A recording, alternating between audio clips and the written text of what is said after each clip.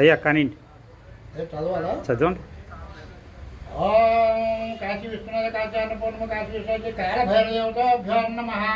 అసిదాంగ భైరవ, రుడు భైరవ, చండ భైరవ, క్రోధ భైరవ, ఉన్మత్త భైరవ, కపాల భైరవ, భీషణ భైరవ, సంహార భైరవ, రుద్ర భైరవ, ఘోర భైరవ, శ్యానవాహన, శ్మశాన భైరవ, గంగాదేవి, సమరగ్రమ, అతల భైరవ, వితల భైరవ, సుతల భైరవ, తలాతల మహాతల భైరవ, పాతాల భైరవ, భూలోక భూలోక మహాలోక భైరవ, గంగాదేవి, శవరూపాయ, కాళీప్రియ, భగళ భైరవ, దండపాణి భైరవ, హరిశ్చంద్ర భైరవ, మణికణిక భైరవ, కేదార్ భైరవ, అష్ట భైరవ, మహారుద్రాయ. ఓం భోలేనాథ్ మహాదేవ్. బాబా లోక కళ్యాణార్థం ఈ సంవత్సరం మంచి జరగాలని చెప్పండి. యా మనం ఈరోజు పరాభవనామ సంవత్సరము చైత్ర వసంత ఋతువు పాడ్యమి తిథి హేమంత ఋతువులోకి వచ్చాము. ఈ సంవత్సరము పంచాంగంలో ఏంటంటే తప్పకూడదు అనే కొన్ని భావాలు బాగానే ఉంటాయి. అయితే బాగా ఉంటే బాగా, లేకపోతే గ్రహాలు నక్షత్రాలు అవి కాదు.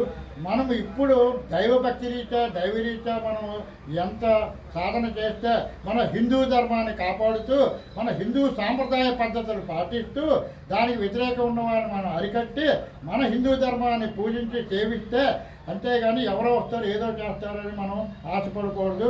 అందుకు ఈ ఎంతోమంది మహానుభావులు ఇలాంటి దేవాలయాలను ప్రతిష్ఠింప చేసి ఎన్నో వేల లక్షల ఖర్చులు పెట్టి చేసి అందరికీ అందుబాటులో ఉండేలా చేస్తూ ఏదో మహానుభావులు పండితులని వాళ్ళందరినీ కూడా ఇక్కడ తగినంత ఉద్యోగాలు కల్పించి చేస్తున్నారు. కాబట్టి మనం ఎంతవరకు దైవ సేవ చేస్తే మనలోని గ్రహాలు అవే పోతాయి.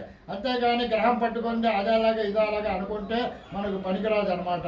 అది జ్యోతిష్ శాస్త్రము ఏంటంటే అన్ని విధాలుగా అనుకూలంగా ఉంటాయి. వారి యొక్క స్థితిగలుపు జననీ జన్మ సౌఖ్యానం వర్ధని కుల సంపద పదవీ పూర్వపుణ్యానం లిఖితే జన్మపత్రిక అని ఉంటుంది సంకేతం. అంటే నీ పూర్వజన్మ సుకృత కర్మ ఇప్పుడు ఏది ఉందో అది రాస్తాను. అది ఎవడు అంటే జ్యోతిష్యుడు, వాడు సిద్ధాంతి అనేవాడు, అరువుడు గలవాడు. వాడికి ఆ లెక్కలు ఆ దాని తాలూకు వివరాలు అన్నీ తెలుస్తాయి. ఈ జాతకుడికి ఏంటంటే ఏ విధంగా, ఉదాహరణకి ఓ వ్యక్తి నేను డాక్టర్ని అవుతానని అంటాడు. కానీ జాతకరీత్యా చూసి ఒక బాబు నువ్వు డాక్టర్ అవరా, ఇక డాక్టర్ ఏ గ్రహస్థితి అనుకూలంగా లేదు, నువ్వు పలానా దీనికిలా కడతావు అని చెప్పి వాళ్ళని ఈ జాతకరీత్యా చెప్పి చేయించి దానికి తగిన శాంతులు, పూజలు, హోమాలు, రుద్రాభిషేకాలు ఇవి చేస్తూ ఉంటారు.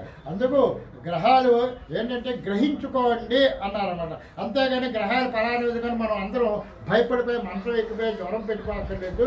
ఇది దైవికంగా ఇలాంటి దేవాలయాల స్థలాలకు వచ్చి పూజలు, పునస్కారాలు, దానాలు, ధర్మాలు, హోమాలు, యజ్ఞాలు చేయించుకున్న వారికి సమస్తను ఆయురారోగ్యాలు ఇస్తూ ఆనందంగా చేస్తారని నేను ఆశిస్తున్నాను. ఈ ప్రతి సంవత్సరం వస్తున్నాయి సంవత్సరాలు. ఈ పరాభవన సంవత్సరం వస్తుంది.